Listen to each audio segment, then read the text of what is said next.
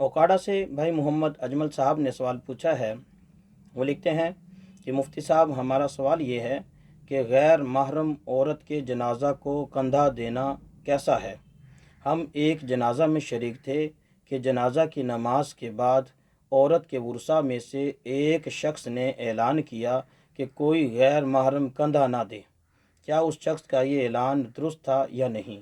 محمد اجمل: جی میرے محترم بھائی، غیر محرم کے جنازے کو کندھا دینے سے شریعت نے نہیں روکا، اس کی کوئی ممانعت نہیں، اس میں کوئی حرج نہیں ہے۔